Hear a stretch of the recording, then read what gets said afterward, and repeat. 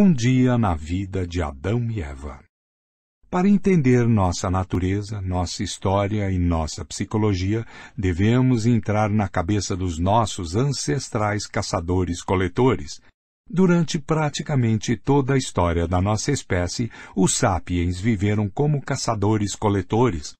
Os últimos 200 anos, durante os quais um número cada vez maior de sapiens ganham um pão de cada dia como trabalhadores urbanos e funcionários administrativos, e os 10.000 anos precedentes, durante os quais a maioria dos sapiens vivia como agricultores e pastores, são um piscar de olhos em comparação com as dezenas de milhares de anos durante os quais nossos ancestrais foram caçadores e coletores. O campo próspero da psicologia evolutiva afirma que muitas de nossas características psicológicas e sociais do presente foram moldadas durante essa longa era pré-agrícola. Ainda hoje, afirmam especialistas da área, nosso cérebro e nossa mente são adaptados para uma vida de caça e coleta. Nossos hábitos alimentares, nossos conflitos e nossa sexualidade são todos consequência do modo como nossa mente de caçadores-coletores interage com o ambiente pós-industrial de nossos dias, com megacidades, aviões, telefones e computadores. Esse ambiente nos dá mais recursos materiais e vida mais longa do que a desfrutada por qualquer geração anterior, mas também nos faz sentir alienados, deprimidos e pressionados. Para entender por que, apontam os psicólogos evolutivos, precisamos nos aprofundar no mundo de caçadores-coletores, que nos moldou, o mundo que, subconscientemente, ainda habitamos. Por quê? Por exemplo, as pessoas se regalam com alimentos altamente calóricos que tão pouco bem fazem a seus corpos? As sociedades afluentes de hoje estão tomadas por uma praga de obesidade que está rapidamente se alastrando para países em desenvolvimento. É intrigante tentar entender por que nos empanturramos com os alimentos mais doces e mais gordurosos que conseguimos encontrar, até considerarmos os hábitos alimentares dos nossos ancestrais caçadores-coletores. Nas savanas e florestas que eles habitavam, alimentos doces e calóricos eram extremamente raros e a comida em geral era escassa. Um caçador-coletor típico de 30.000 anos atrás só tinha acesso a um tipo de comida doce, frutas maduras. Se uma mulher da idade da pedra se deparasse com uma árvore repleta de figos, a coisa mais razoável a fazer era ingerir o máximo que pudesse imediatamente, antes que um bando de babuínos comesse tudo. Hoje, podemos morar em apartamentos com geladeiras abarrotadas, mas nosso DNA ainda pensa que estamos em uma savana. É isso que nos motiva a comer um pote inteiro de sorvete quando encontramos um no freezer e fazê-lo descer com uma Coca-Cola grande. Essa teoria do gene guloso é amplamente aceita. Outras teorias são muito mais controversas. Por exemplo, alguns psicólogos evolutivos afirmam que bandos antigos de caçadores-coletores não eram compostos de famílias nucleares centradas em casais monogâmicos. Em vez disso, eles viviam em comunidades onde não havia propriedade privada, relações monogâmicas ou mesmo paternidade. Em um bando como esse, uma mulher podia ter relações sexuais e formar laços íntimos com vários homens e mulheres ao mesmo tempo, e todos os adultos do bando cooperavam para cuidar das crianças.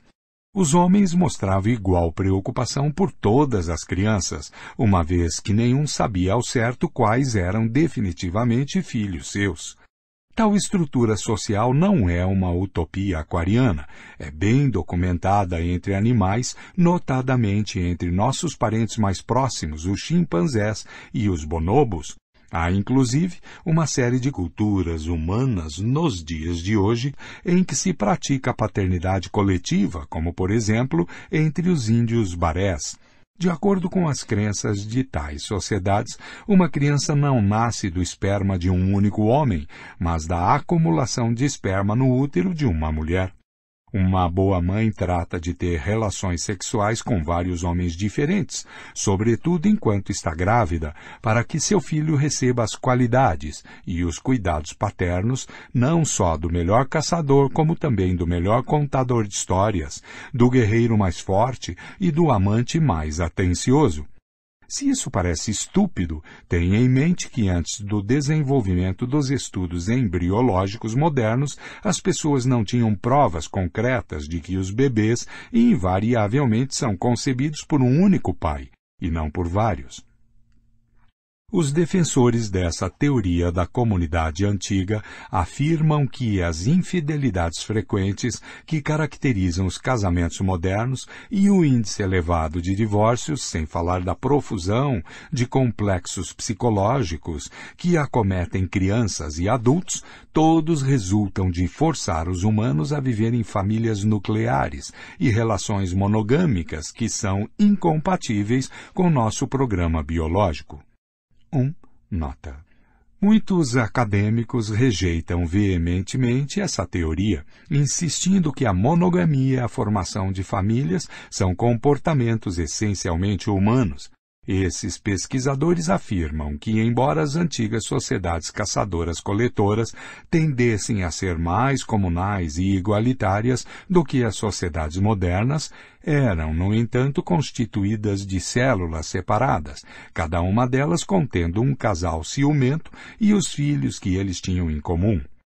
É por isso que hoje as relações monogâmicas e as famílias nucleares são a norma na grande maioria das culturas, que homens e mulheres tendem a ser muito possessivos com relação a seus parceiros e filhos e que, até mesmo em estados modernos como a Coreia do Norte e a Síria, a autoridade política passa de pai para filho.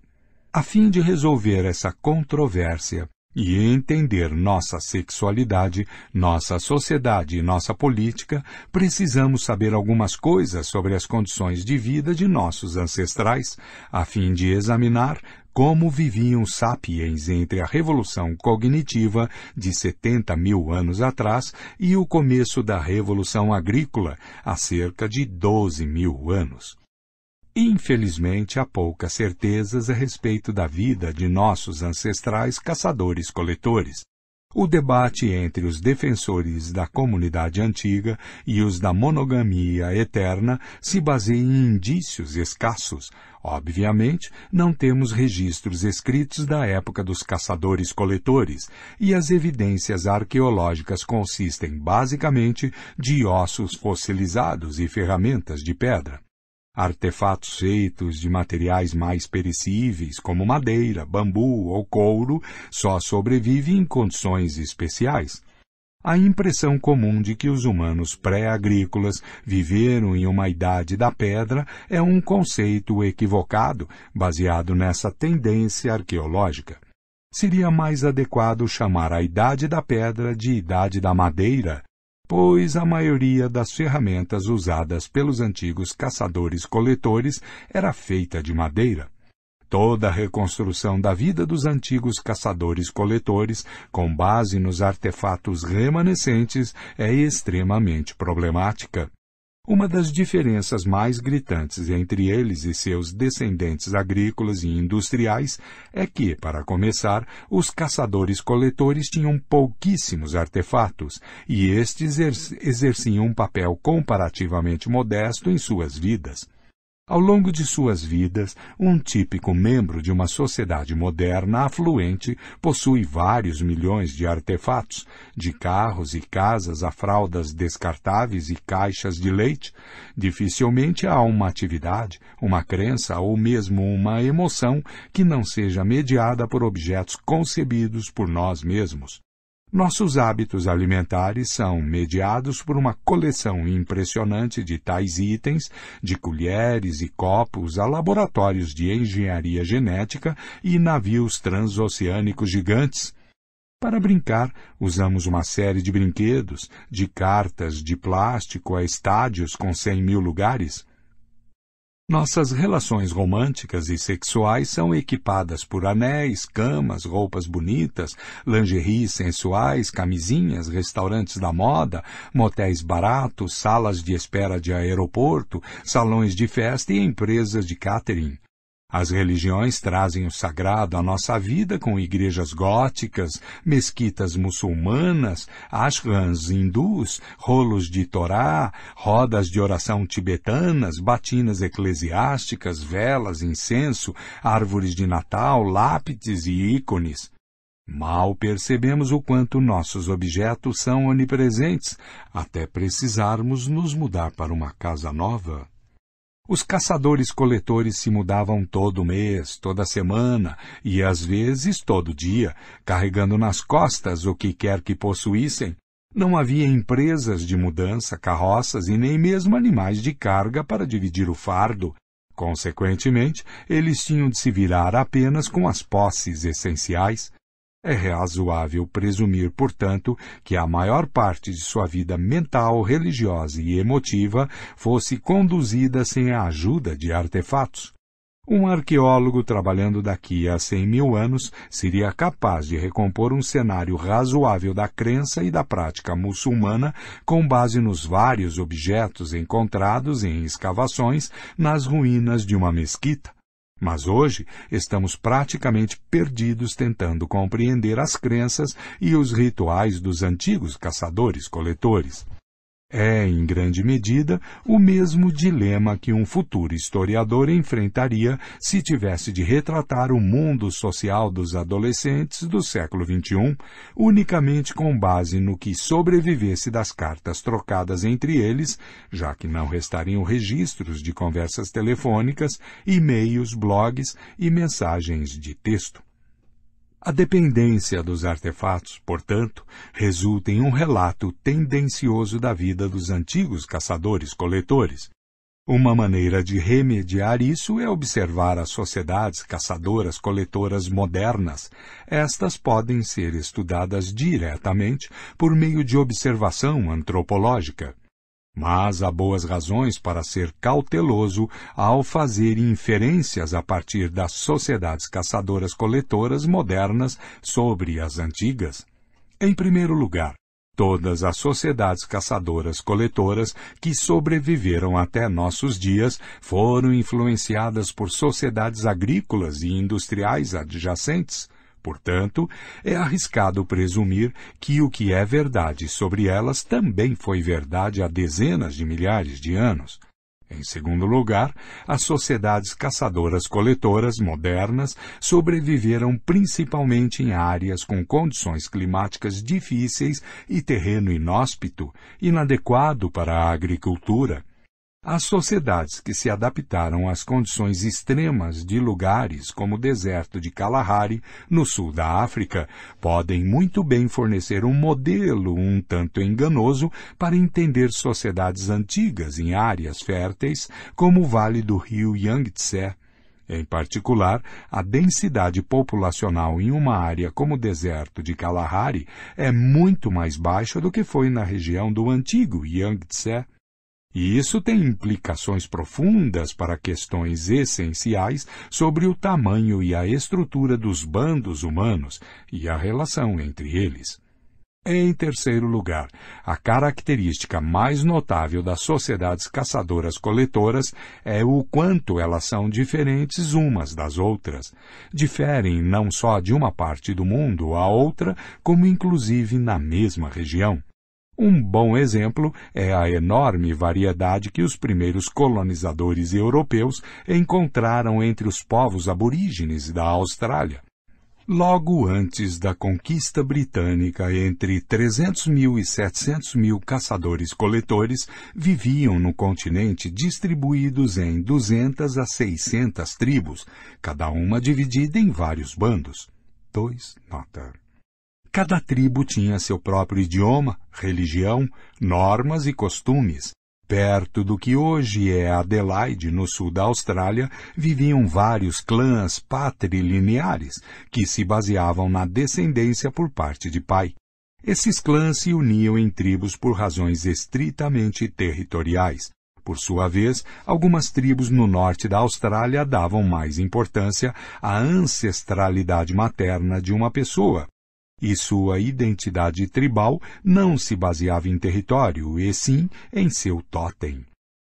É razoável pensar que a variedade étnica e cultural entre os antigos caçadores-coletores fosse igualmente impressionante e que os 5 a 8 milhões de caçadores-coletores que povoaram o mundo à véspera da Revolução Agrícola se dividissem em milhares de tribos com milhares de idiomas e culturas diferentes.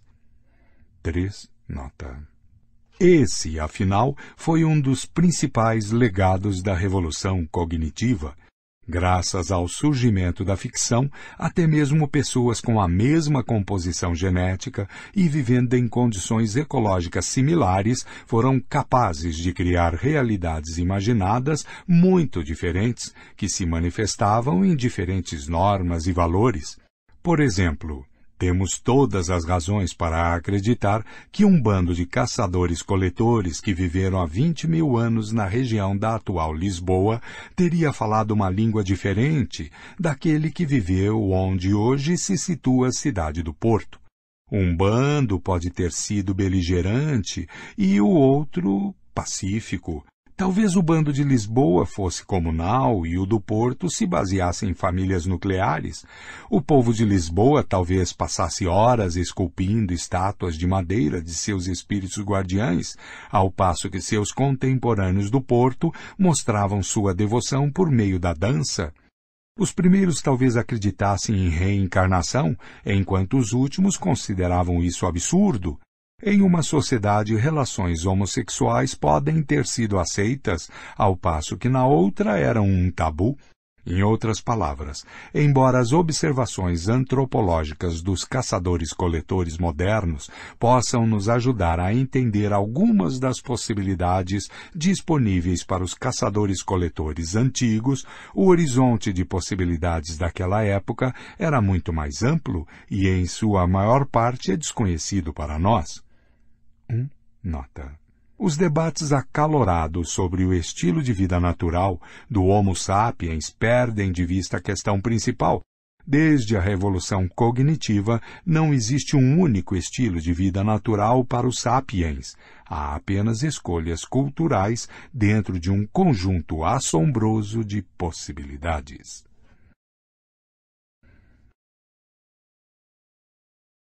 A sociedade afluente original. Que generalizações podemos fazer sobre a vida no mundo pré-agrícola, então? Parece seguro afirmar que a grande maioria das pessoas vivia em pequenos bandos compostos de várias dezenas, ou no máximo, várias centenas de indivíduos e que todos esses indivíduos eram humanos. É importante observar esse último aspecto, porque está longe de ser óbvio. A maioria dos membros de sociedades agrícolas e industriais são animais domesticados. Eles não são iguais a seus senhores, é claro, mas ainda assim são membros. Hoje, a sociedade chamada Nova Zelândia é composta de 4,5 milhões de sapiens e 50 milhões de ovelhas. Havia apenas uma exceção a essa regra: o cão. O cachorro foi o primeiro animal domesticado pelo Homo sapiens, e isso ocorreu antes da Revolução Agrícola. Os especialistas discordam quanto à data exata, mas temos indícios incontroversos de domesticação de cachorros que datam de 15 mil anos atrás. Eles podem ter se unido aos humanos milhares de anos antes. Os cachorros eram usados para caçar e guerrear e também como sistema de alarme contra animais selvagens e intrusos humanos. Com o passar das gerações, as duas espécies coevoluíram para se comunicar bem uns com os outros. Os cachorros, que eram mais atentos às necessidades e aos sentimentos de seus companheiros humanos, recebiam mais cuidados e alimentos e tinham mais probabilidade de sobreviver. Ao mesmo tempo, os cachorros aprenderam a manipular as pessoas para satisfazer suas próprias necessidades. Um vínculo de 15 mil anos resultou em uma compreensão e laços afetivos muito mais profundos entre humanos e cachorros do que entre humanos e qualquer outro animal. 4. Nota. Em alguns casos, cachorros mortos eram enterrados em cerimônias, de modo muito similar aos humanos. Legenda da figura. O primeiro bichinho de estimação? Um túmulo de 12 mil anos encontrado no norte de Israel contém o esqueleto de uma mulher de 50 anos ao lado do esqueleto de um filhote de cachorro, canto superior direito. O filhote foi enterrado perto da cabeça da mulher. A mão esquerda dela está pousada no cachorro de maneira que poderia indicar uma conexão emotiva. Há, é claro, outras explicações possíveis. Talvez, por exemplo, o cachorro fosse um presente para o guardião do mundo seguinte. Fim de legenda da figura. Membros de um mesmo bando se conheciam intimamente e eram cercados por amigos e parentes durante a vida inteira. A solidão e a privacidade eram raras. Bandos vizinhos provavelmente competiam por recursos e até lutavam uns com os outros, mas também tinham contatos amigáveis. Eles intercambiavam membros, caçavam juntos, comerciavam artigos raros, construíam alianças políticas e celebravam festividades religiosas. Tal cooperação foi uma das marcas importantes do Homo sapiens e lhe deu uma vantagem crucial sobre outras espécies humanas. Às vezes, as relações com os bandos vizinhos eram sólidas o suficiente a ponto de eles constituírem uma única tribo, partilhando a mesma língua, os mesmos mitos, as mesmas normas e os mesmos valores. Mas não devemos superestimar a importância de tais relações externas, mesmo que em tempos de crise os bandos vizinhos se aproximassem e mesmo que se reunissem ocasionalmente para caçar ou comer juntos, eles ainda passavam a maior parte do tempo em completo isolamento e independência. O comércio era basicamente limitado a itens de prestígio, como conchas, âmbar e pigmentos. Não há indício de que as pessoas comercializassem itens essenciais, como frutas e carne, ou que a existência de um bando dependesse da importação de alimentos de outro. As relações sociopolíticas também tendiam a ser esporádicas. A tribo não servia como um marco político permanente, e mesmo que houvesse lugares de reunião sazonais, não havia cidades ou instituições permanentes. Em média, uma pessoa vivia muitos meses sem ver ou ouvir um indivíduo de fora de seu bando, e ao longo de sua vida encontrava não mais do que algumas centenas de humanos. A população sapiens vivia espalhada por vastos territórios. Antes da Revolução Agrícola, a população humana do planeta inteiro era menor do que a de São Paulo hoje. A maioria dos bandos sapiens vivia se deslocando, vagando de um lado para outro em busca de alimento. Seus movimentos eram influenciados pela mudança das estações, pela migração anual de animais e pelo ciclo de crescimento das plantas. Eles costumavam viajar de um lado para outro no mesmo território, uma área cuja extensão ficava entre várias dezenas e muitas centenas de quilômetros quadrados. De vez em quando, bandos saíam de seu território e exploravam novas terras, fosse devido a calamidades climáticas, conflitos violentos, pressões demográficas, fosse por iniciativa de um líder carismático. Essas perambulações foram o motor da expansão humana pelo mundo. Se um bando de caçadores-coletores se dividisse uma vez a cada 40 anos e o novo grupo migrasse para um novo território, 100 quilômetros para o leste, a distância da África Oriental à China teria sido coberta em aproximadamente 10 mil anos. Em alguns casos excepcionais, quando as fontes de alimento eram particularmente abundantes, os bandos se assentavam em acampamentos sazonais e até mesmo permanentes. Técnicas para secar, defumar e, nas regiões árticas, congelar alimentos também tornaram possível permanecer em um mesmo lugar por períodos mais longos. Mais importante ainda, em áreas próximas de rios e mares ricos em frutos do mar e aves aquáticas, os humanos fundaram aldeias permanentes de pescadores, os primeiros assentamentos permanentes na história, muito antes da Revolução Agrícola. As aldeias de pescadores podem ter aparecido no litoral das ilhas indonésias, já há 45 mil anos. Estas possivelmente foram a base a partir da qual o Homo sapiens iniciou seu primeiro empreendimento transoceânico, a invasão da Austrália. Na maioria dos habitats, os bandos de sapiens se alimentavam de maneira versátil e oportunista.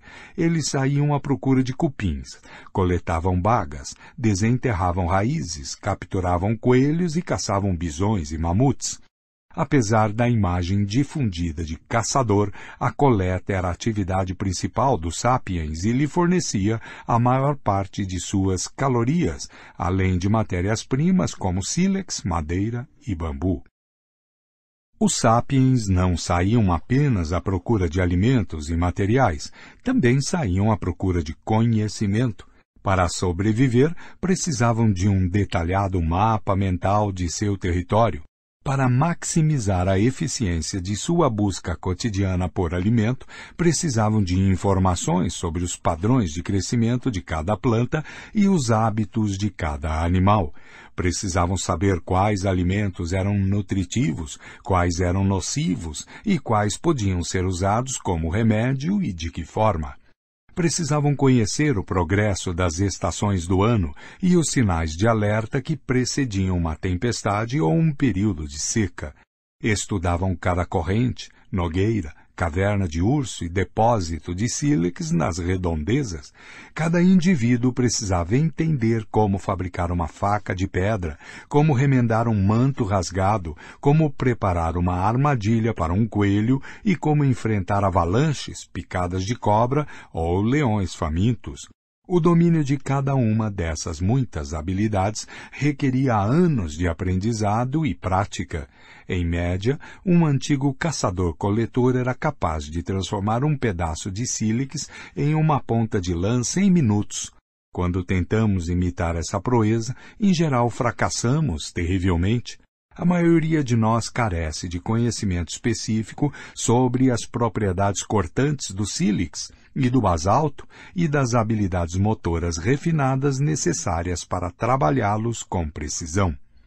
Em outras palavras, o caçador-coletor médio tinha conhecimentos mais abrangentes, mais profundos e mais variados do seu meio imediato do que a maioria de seus descendentes modernos. Hoje, a maioria das pessoas nas sociedades industriais não precisa saber muito para sobreviver. O que você realmente precisa saber sobre o mundo natural para sobreviver como engenheiro de sistemas, agente de seguros, professor de história ou operário? Você precisa saber muito sobre sua diminuta área de especialização. Mas, para a grande maioria das necessidades da vida, você se apoia cegamente em outros especialistas, cujo conhecimento também é limitado a uma área de especialização minúscula. A coletividade humana conhece hoje muito mais do que os bandos antigos, mas no nível individual, os antigos caçadores-coletores foram o povo mais conhecedor e habilidoso da história. Há alguns indícios de que o tamanho médio do cérebro de um sapiens efetivamente diminuiu desde a era dos caçadores-coletores. 5. Nota. A sobrevivência naquela época requeria de cada indivíduo habilidades mentais sofisticadas. Quando a agricultura e a indústria surgiram, as pessoas puderam contar cada vez mais com as habilidades de outros para sobreviver, e se abriram novos nichos para ignorantes. Um indivíduo podia sobreviver e transmitir seus genes obtusos para a geração seguinte, trabalhando como carregador ou como operário em uma linha de montagem. Os caçadores-coletores dominaram não só o mundo dos animais, plantas e objetos à sua volta, como também o mundo interno de seu próprio corpo e sensações. Eles ouviam o menor movimento na grama para saber se havia uma cobra à espreita. Observavam cuidadosamente a folhagem das árvores para descobrir frutas, colmeias e ninhos de pássaros. Moviam-se com um mínimo de esforço e ruído e sabiam como sentar, caminhar e correr da maneira mais ágil e eficiente. O uso constante e variado do corpo os tornava tão aptos quanto maratonistas. Eles tinham um nível de destreza física que as pessoas hoje são incapazes de alcançar, mesmo após anos de prática de yoga ou de tai chi.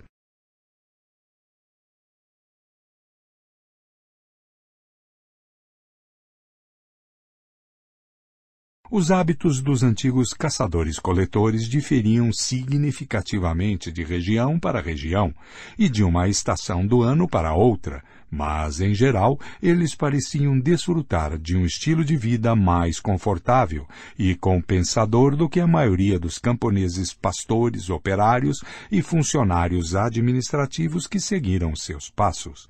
Enquanto as pessoas nas sociedades afluentes de hoje trabalham em média de 40 a 45 horas por semana e as pessoas nos países em desenvolvimento trabalham 60 ou mesmo 80 horas por semana, os caçadores-coletores que hoje vivem nos habitats mais inóspitos, como o deserto de Kalahari, trabalham em média apenas 35 ou 45 horas por semana. Eles caçam apenas uma vez a cada 3 dias e a coleta leva não mais do que de 3 a 6 horas diárias. Em épocas normais, isso é suficiente para alimentar o bando. É bem possível que os antigos caçadores-coletores, vivendo em zonas mais férteis do que o Kalahari, gastassem ainda menos tempo obtendo alimento e matérias-primas. Além disso, eles tinham uma carga mais leve de tarefas domésticas. Não tinham pratos para lavar, tapetes para limpar, pisos para polir, fraldas para trocar ou contas para pagar.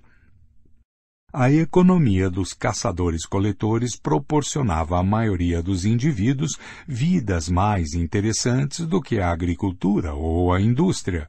Atualmente, um operário chinês sai de casa por volta das 7 da manhã e atravessa ruas poluídas rumo a uma fábrica com condições precárias de trabalho, onde opera a mesma máquina da mesma maneira dia após dia durante 10 longas horas, voltando para casa por volta das 7 da noite para lavar a louça e a roupa.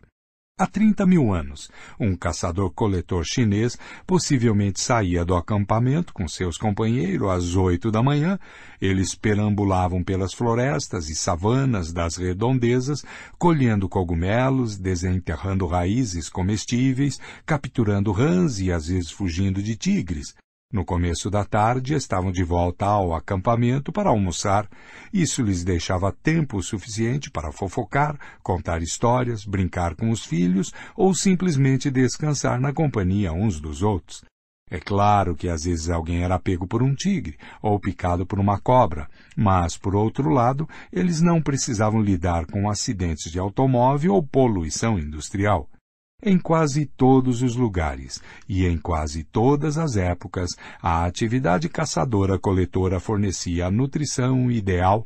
Isso dificilmente surpreende. Essa foi a dieta humana durante centenas de milhares de anos, e o corpo humano estava bem adaptado a ela. Evidências de esqueletos fossilizados indicam que os antigos caçadores-coletores tinham menos tendência a passar fome ou sofrer desnutrição, e, em geral, eram mais altos e mais saudáveis do que seus descendentes camponeses. Ao que parece, a expectativa de vida era de apenas 30 a 40 anos, mas isso se devia em grande parte à incidência elevada de mortalidade infantil. As crianças que sobreviviam aos perigosos primeiros anos tinham boas chances de chegar aos 60 e algumas chegavam aos 80.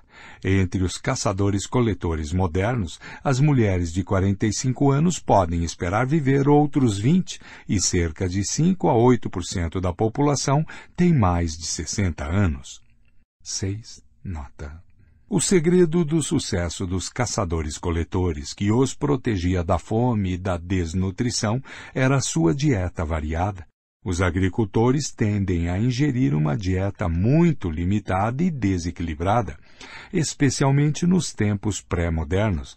A maior parte das calorias que alimenta uma população agrícola vinha de uma única colheita, como trigo, batata ou arroz, que carece de algumas das vitaminas, sais minerais e outros nutrientes de que os humanos necessitam. Já os antigos caçadores-coletores comiam regularmente dezenas de alimentos distintos. O camponês chinês típico comia arroz no café da manhã, arroz no almoço e arroz no jantar. Se tivesse sorte, podia esperar comer o mesmo no dia seguinte. Diferentemente, os antigos caçadores-coletores comiam dúzias de tipos diferentes de comida. Ancestral do camponês, o caçador-coletor talvez comesse bagas e cogumelos no café da manhã, algumas frutas e tartaruga no almoço e carne de coelho com cebola selvagem no jantar. É bem provável que o menu do dia seguinte fosse completamente diferente. Essa variedade garantia que os antigos caçadores-coletores recebessem todos os nutrientes necessários. Além disso, ao não depender de um único tipo de comida, eles eram menos propensos a sofrer na ausência de uma fonte específica de alimento. As sociedades agrícolas são arruinadas pela fome quando uma seca, um incêndio ou um terremoto devastam a colheita anual de arroz ou de batata. As sociedades caçadoras-coletoras não estavam imunes a desastres naturais e sofriam períodos de fome e privação, mas, em geral, eram capazes de lidar com tais calamidades mais facilmente. Se perdiam alguns de seus alimentos essenciais, podiam coletar ou caçar outras espécies ou migrar para uma área menos afetada. Os antigos caçadores-coletores também eram menos afetados por doenças infecciosas. A maioria das doenças infecciosas que acometeram as sociedades agrícolas e industriais, como varíola, sarampo e tuberculose, se originou em animais domésticos e passou para os humanos somente após a Revolução Industrial. Os antigos caçadores-coletores que domesticaram apenas cachorros estavam livres desses males. Além disso, a maioria das pessoas nas sociedades agrícolas e industriais vivia em assentamentos permanentes que eram populosos e pouco higiênicos. Uma incubadora ideal para doenças. Os antigos caçadores-coletores percorriam a terra em pequenos bandos, o que não alimentava epidemias. A dieta completa e variada, a semana de trabalho relativamente curta e a raridade de doenças infecciosas levaram muitos especialistas a definir as sociedades caçadoras-coletoras pré-agrícolas como as sociedades afluentes originais. Seria um erro, no entanto, idealizar a vida desses povos antigos. Embora eles tivessem uma vida melhor do que a maioria das pessoas nas sociedades agrícolas e industriais, seu mundo ainda podia ser cruel e implacável. Períodos de dificuldade e privação não eram raros. A mortalidade infantil era alta e um acidente que hoje seria pouco significativo podia facilmente se tornar uma sentença de morte. A maioria das pessoas provavelmente desfrutava da intimidade do bando, mas os desafortunados que eram alvo de hostilidade ou de zombaria dos colegas de bando, de certo padeciam terrivelmente. Os caçadores-coletores modernos ocasionalmente abandonam e até matam pessoas idosas ou deficientes que não conseguem acompanhar o bando. Bebês e crianças indesejados podem ser assassinados, e há inclusive casos de religiosidade inspirados em sacrifício humano. Os axés, caçadores-coletores que viveram nas selvas do Paraguai até os anos 1960, dão uma ideia do lado negro do sistema de caça e coleta. Quando um membro valorizado do bando morria, os axés costumavam matar uma garotinha e enterrar os dois juntos. Os antropólogos que entrevistaram os axés registraram um caso em que um bando abandonou um homem de meia idade que adoeceu e não conseguia acompanhar os demais. Ele foi deixado sob uma árvore. Abutres se empoleiraram sobre ela à espera de uma refeição substanciosa, mas o homem se recuperou e, caminhando depressa, conseguiu se juntar ao grupo novamente. Seu corpo estava coberto de fezes de pássaros e por isso ele foi apelidado de excremento de abutre. Quando uma mulher axé idosa se tornava um fardo para o resto do bando, um dos homens mais jovens se esgueirava atrás dela e a matava com um golpe de machado na cabeça. Um homem axé contou aos antropólogos histórias sobre seus primeiros anos na selva. Aspas, eu costumava matar mulheres idosas, matei minhas tias, reticências. As mulheres tinham medo de mim, reticências. Agora, aqui com os brancos, eu me tornei fraco, fecha aspas. Bebês nascidos sem cabelo, considerados subdesenvolvidos, eram mortos imediatamente. Uma mulher lembrou que sua primeira bebê foi morta porque os homens não queriam mais uma menina no bando. Em certa ocasião, um homem matou um garotinho porque ele estava de mau humor e a criança estava chorando. Outra criança foi enterrada viva porque tinha uma aparência engraçada e as outras crianças riam dela. 7. Nota. No entanto, devemos ter cuidado para não julgar os axés depressa demais. Os antropólogos que viveram com eles durante anos relatam que a violência entre adultos era muito rara. Mulheres e homens eram livres para escolher seus parceiros à vontade. Eles sorriam e riam constantemente, não tinham hierarquia e geralmente esquivavam-se de povos dominadores. Eram extremamente generosos com suas poucas posses e não eram obcecados com sucesso nem com riqueza. As coisas que mais valorizavam na vida eram boas interações sociais e boas amizades. 8. Nota. Eles viam a morte de crianças, pessoas doentes e idosos, como muitas pessoas hoje veem o aborto e a eutanásia. Também deve ser observado que os axés eram caçados e mortos sem piedade pelos fazendeiros paraguaios.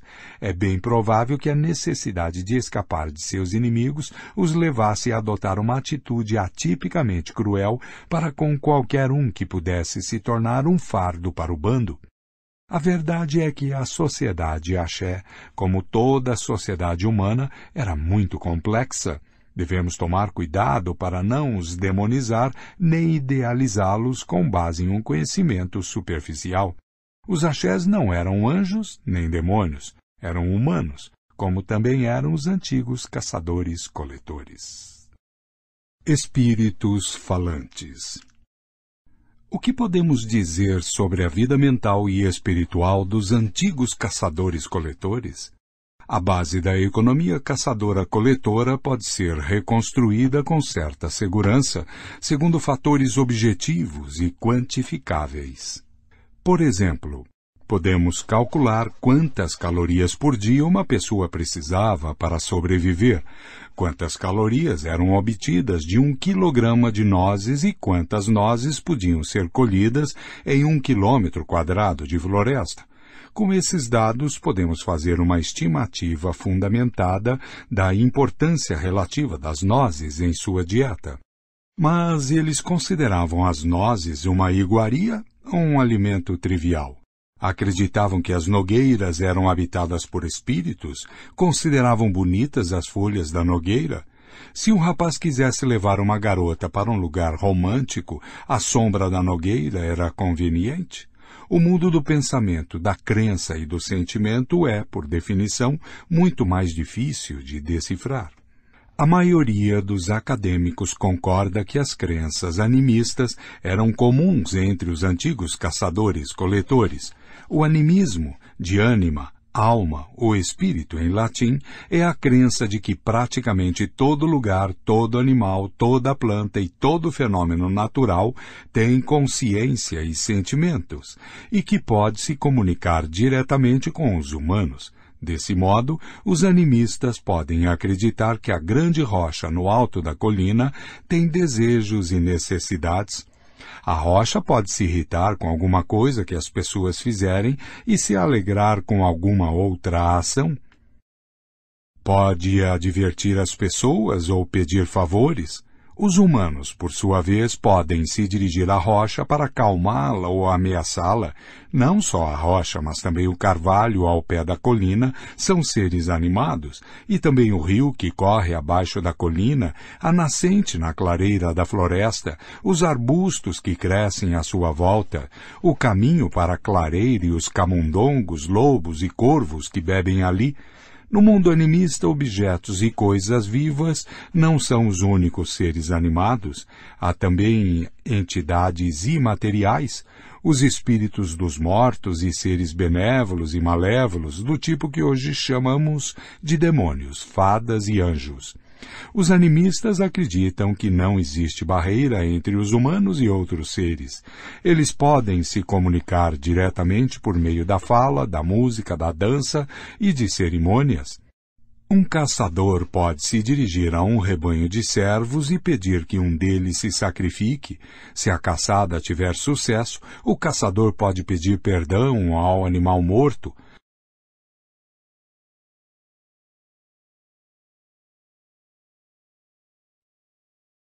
Quando alguém fica doente, um xamã pode contatar o espírito que causou a doença e tentar pacificá-lo ou afugentá-lo. Se necessário, o xamã pode pedir a ajuda de outros espíritos. O que caracteriza todos esses atos de comunicação é que as entidades sendo abordadas são seres locais. Não são deuses universais, e sim um cervo em particular, uma árvore em particular, um rio em particular, um espírito em particular.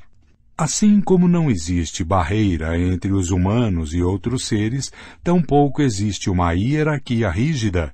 As entidades não humanas não existem meramente para atender às necessidades humanas.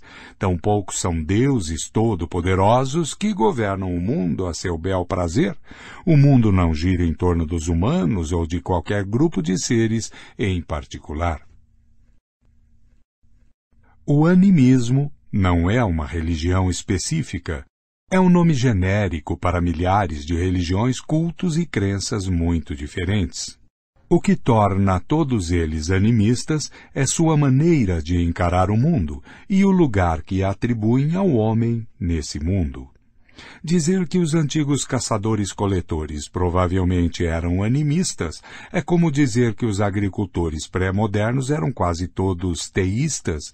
O teísmo, de theos, Deus em grego, é a visão de que a ordem universal se baseia em uma relação hierárquica entre humanos e um pequeno grupo de entidades etéreas, chamadas deuses. É com certeza correto afirmar que os agricultores pré-modernos tendiam a ser teístas, mas isso não nos diz muito sobre suas particularidades. A rubrica genérica teístas abrange rabinos judeus da Polônia do século XVIII, puritanos queimadores de bruxas do Massachusetts do século XVII, padres astecas do México do século XV, místicos sufistas do Irã do século XII, guerreiros vikings do século X, legionários romanos do século II e burocratas chineses do século I. As diferenças entre as crenças e práticas de grupos de caçadores-coletores animistas provavelmente eram tão grandes quanto. Sua experiência religiosa pode ter sido turbulenta e cheia de controvérsias, reformas e revoluções. 7. Uma pintura da caverna de Lascaux, aproximadamente 15 a 20 mil anos atrás. O que vemos exatamente qual é o significado dessa pintura? Alguns afirmam que vemos um homem com a cabeça de um pássaro e um pênis ereto sendo morto por um bisão. Sob o homem há outro pássaro que possivelmente simboliza a alma, libertada do corpo no momento da morte. Se for assim, a pintura retrata não um prosaico acidente de caçada, mas a passagem deste mundo para o seguinte. Mas não temos como saber se essas especulações são corretas. É como um teste de Rorschach. Revela muito sobre as ideias pré-concebidas dos acadêmicos modernos e pouco sobre as crenças dos antigos caçadores-coletores. Fim de legenda da figura. Porém, Essas generalizações cautelosas são o mais longe a que podemos chegar. Qualquer tentativa de descrever as especificidades da espiritualidade arcaica é mera especulação, já que quase não existem indícios para nos guiar e os poucos indícios que temos, um punhado de artefatos e pinturas em cavernas, podem ser interpretados de muitíssimas formas. As teorias dos acadêmicos que afirmam saber o que os caçadores-coletores sentiam dizem muito mais sobre os preconceitos de seus autores do que sobre as religiões da Idade da Pedra. Em vez de elaborar um sem número de teorias com base em um punhado de relíquias, pinturas rupestres e estatuetas de ossos, é melhor sermos francos e admitirmos que temos apenas noções muito vagas sobre as religiões dos antigos caçadores-coletores.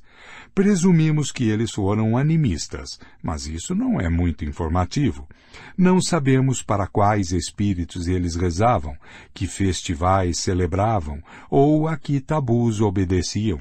O que é mais importante, não sabemos que histórias eles contavam.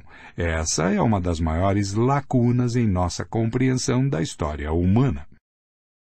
Legenda da figura.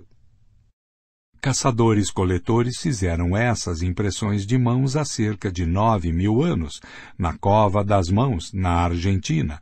É como se essas mãos mortas há muito tempo estivessem saindo da rocha e tentando nos alcançar.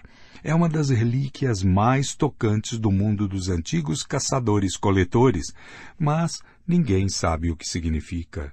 Fim de Legenda da Figura. O mundo sociopolítico dos caçadores-coletores é outra área sobre a qual não sabemos quase nada.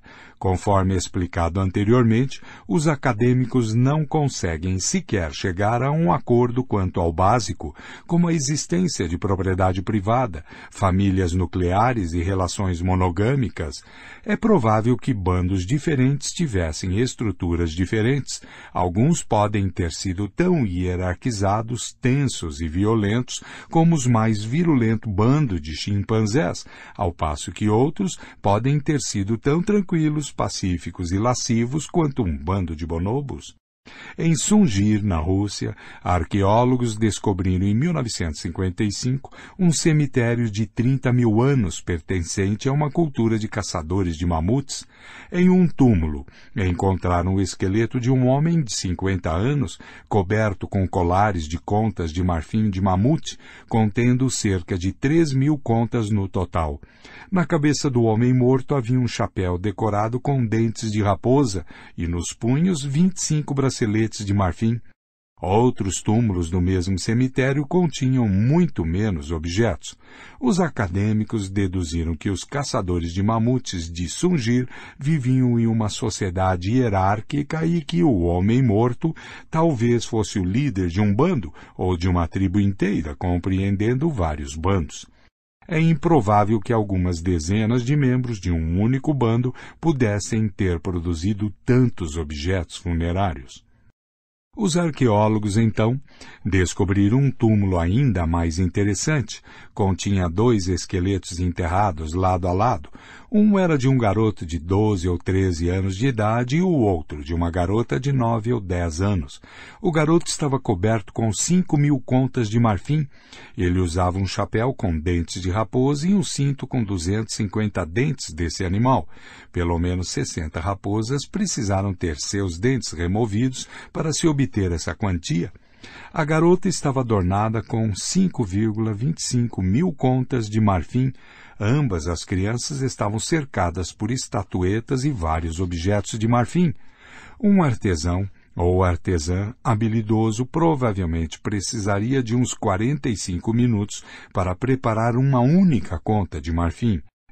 Em outras palavras, para fabricar as 10.000 contas de marfim que cobriam as 2 crianças, sem mencionar os outros objetos, seriam necessárias aproximadamente 7,5 mil horas de trabalho delicado, bem mais de 3 anos de trabalho de um artesão experiente.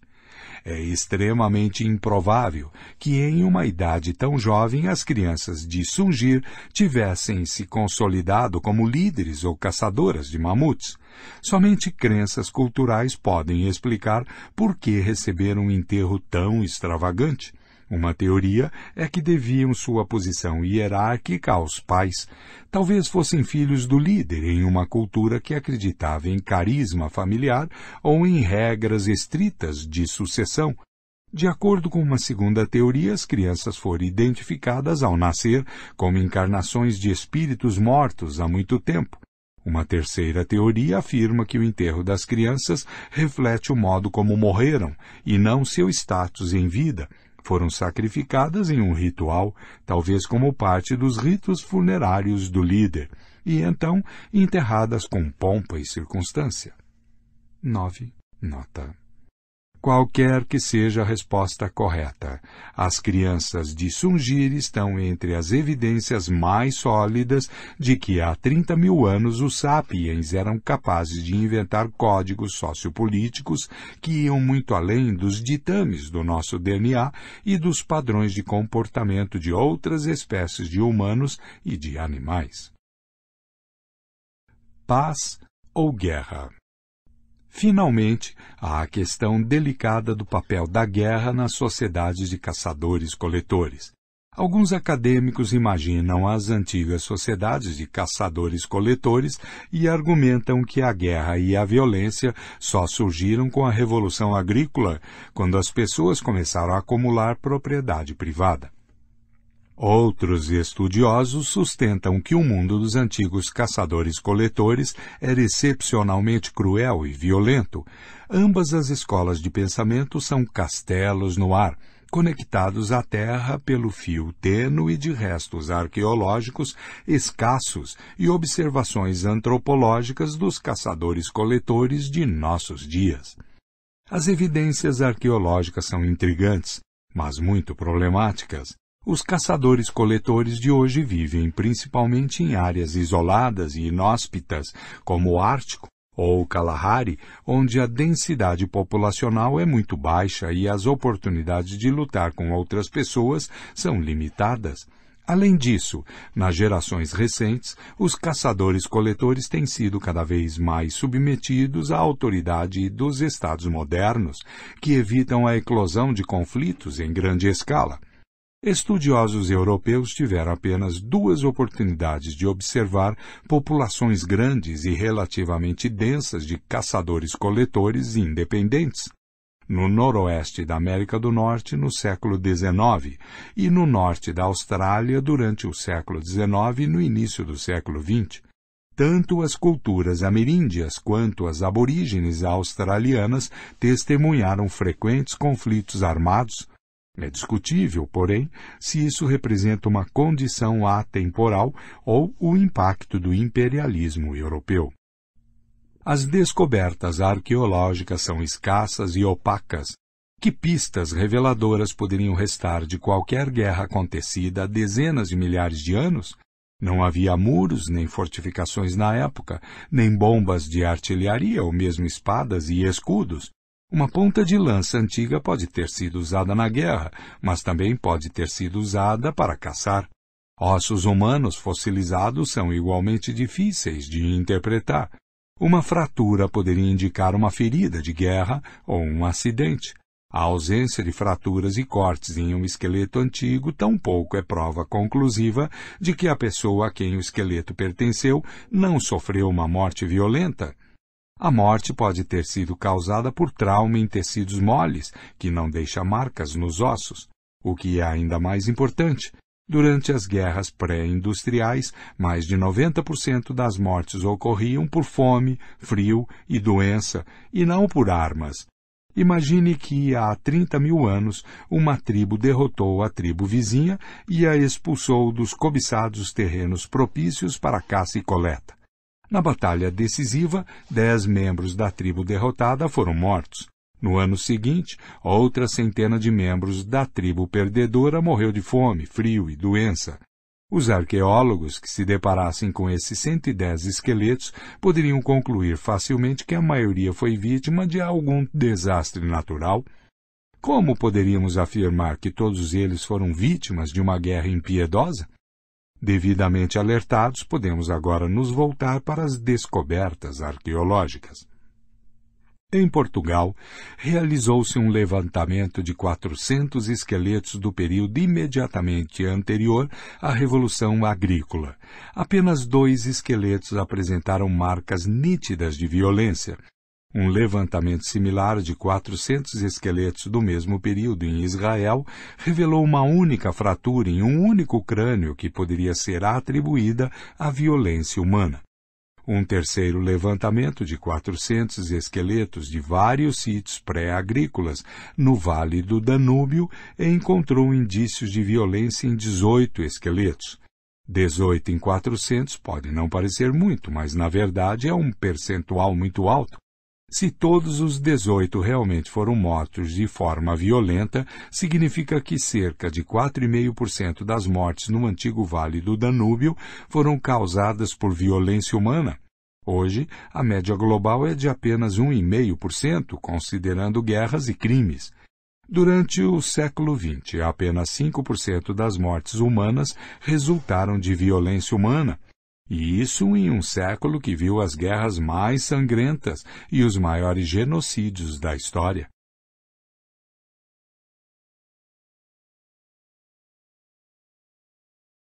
Se essa descoberta for representativa, o antigo Vale do Danúbio foi tão violento quanto o século XX. 2. Nota. As descobertas deprimentes sobre o Vale do Danúbio são corroboradas por uma sequência de descobertas igualmente deprimentes em outras regiões. Em Jabel Sahaba, no Sudão, descobriu-se um cemitério de 12.000 anos contendo 59 esqueletos. Pontas de flecha e de lança foram encontradas incrustadas ou caídas perto de ossos de 24 esqueletos. 40% dos encontrados. O esqueleto de uma mulher revelou 12 ferimentos.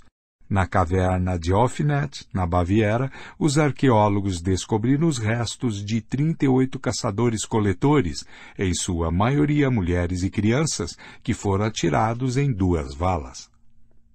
Metade dos esqueletos, incluindo alguns de crianças e de bebês, apresentava claros sinais de ferimentos por armas humanas, como porretes e facas. Os poucos esqueletos pertencentes a homens mais maduros tinham as piores marcas de violência. É muito provável que um bando inteiro de caçadores-coletores tenha sido massacrado em Ofnet. O que representa melhor o mundo dos antigos caçadores-coletores?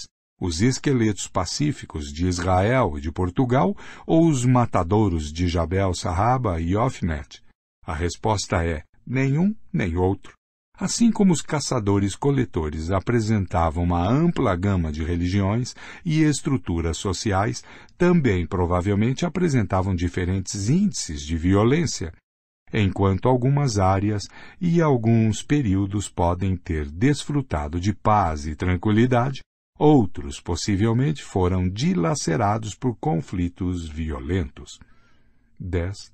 Nota. A cortina de silêncio. Se é difícil reconstruir o panorama geral da vida dos antigos caçadores-coletores, os eventos particulares são quase irrecuperáveis. Quando um bando de sapiens adentrou pela primeira vez um vale habitado por neandertais, os anos seguintes talvez tenham testemunhado um drama histórico de tirar o fôlego. Infelizmente, nada teria sobrevivido de tal encontro, exceto, quando muito, uns poucos ossos fossilizados e um punhado de ferramentas de pedra que permanecem mudos diante das mais intensas investigações acadêmicas. Podemos extrair deles informações sobre anatomia humana, tecnologia humana, dieta humana e talvez até mesmo estrutura social humana. Mas eles não revelam nada sobre a aliança política formada entre bandos de sapiens vizinhos, sobre os espíritos dos mortos que abençoavam essa aliança ou sobre as contas de marfim secretamente ofertadas ao curandeiro local a fim de garantir a bênção dos espíritos. Essa cortina de silêncio encobre dezenas de milhares de anos de história. Esses longos milênios podem muito bem ter testemunhado guerras e revoluções, movimentos religiosos arrebatadores, teorias filosóficas elaboradas, obras artísticas incomparáveis. Os caçadores-coletores podem ter tido seus Napoleões governando impérios da metade do tamanho de Luxemburgo, Beethovens dotados, carentes de orquestras sinfônicas, mas capazes de levar as pessoas às lágrimas com o som de suas flautas de bambu, e profetas carismáticos que revelavam as palavras de um carvalho da região em vez das de um Deus criador universal. Mas isso tudo não passa de conjectura. A cortina de silêncio é tão espessa que não podemos nem mesmo ter certeza de que tais coisas ocorreram. Que dirá descrevê-las em detalhe? Os acadêmicos tendem a fazer apenas as perguntas que podem esperar responder de modo razoável, a não ser que um dia tenhamos acesso a novas ferramentas de pesquisa. Provavelmente, nunca saberemos em que acreditavam os antigos caçadores-coletores ou que dramas viveram. Mas é vital fazer perguntas para as quais não há respostas. Do contrário, poderíamos ser tentados a descartar 60.000 dos 70.000 anos de história humana, com a desculpa de que as pessoas que viveram naquela época não fizeram nada de importante. A verdade é que fizeram muitas coisas importantes. Especificamente, moldaram o mundo à nossa volta de forma mais profunda do que a maior parte das pessoas se dá conta. Os peregrinos que visitam a tundra siberiana, os desertos da Austrália Central e a floresta tropical amazônica acreditam que adentraram paisagens inexploradas, praticamente intocadas por mãos humanas. Mas isso é uma ilusão. Os antigos caçadores-coletores estiveram lá antes de nós e provocaram mudanças drásticas, mesmo nas florestas mais densas e nos desertos mais desolados. O próximo capítulo explica como os antigos caçadores-coletores remodelaram completamente a ecologia do nosso planeta muito antes de a primeira aldeia agrícola ser construída. Os bandos errantes de sapiens contadores de histórias foram a força mais importante e mais destrutiva que o reino animal já produziu. Nota. Um horizonte de possibilidades significa todo o espectro de crenças, práticas e experiências que se apresentam diante de determinada sociedade, considerando suas limitações ecológicas, tecnológicas e culturais. Cada sociedade e cada indivíduo normalmente explora apenas uma pequena fração de seu horizonte de possibilidades. 2.